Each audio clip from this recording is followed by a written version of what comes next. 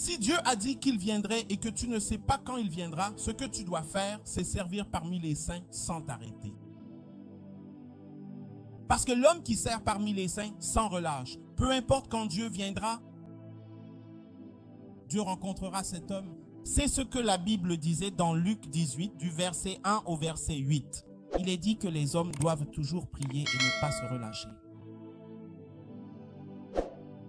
Alors il a donné une parabole. Il a dit que la femme a vu cela et tout le reste. Finalement, elle a obtenu ce qu'elle voulait. Il a dit, Dieu ne fera-t-il pas justice à ses élus qui crient vers lui jour et nuit? Il a dit qu'il le fera, assurément, il le fera. Il a ensuite ajouté, cependant, lorsque celui qui doit venir viendra, trouvera-t-il encore de la patience ou de la foi, des hommes toujours sur l'autel? Que Dieu vienne ou non, il viendra. Mais le problème, c'est qu'au moment où il arrive, tu as déjà quitté l'autel.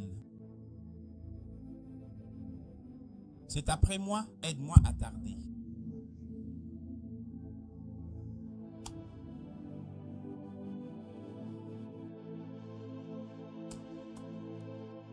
Vous voyez ce Zacharie et Élisabeth. Nous ne savons pas combien d'années ils sont restés comme ça.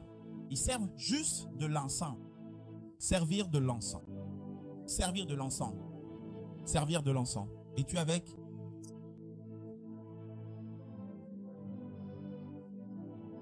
Cette cas, je vais vous montrer quelque chose au fur et à mesure que nous continuons. Si le Saint-Esprit m'aide, j'essaie juste de retracer son propos sur les mesures et les intensités. Vous pouvez accélérer un processus spirituel par intensité. Quand tu t'intensifies, tu accélères. Si cela reste dans les limites de la volonté de Dieu. Tu comprends? Cela veut dire que tu peux faire en sorte que la chose arrive plus vite. Tu peux accélérer la réaction chimique quand tu augmentes l'intensité. Cela ne violera pas la période de gestation, mais cela s'assurera que pendant la gestation, au bon moment. Maintenant, écoute-moi. Est-ce que tu es avec moi? Puis-je te dire quelque chose maintenant et ne l'oublie jamais. Dieu ne viendra pas une minute avant le jour où il a dit qu'il viendrait. Mais il peut venir de nombreuses années après le moment où il a dit qu'il viendrait. C'est là que tu dois avoir peur.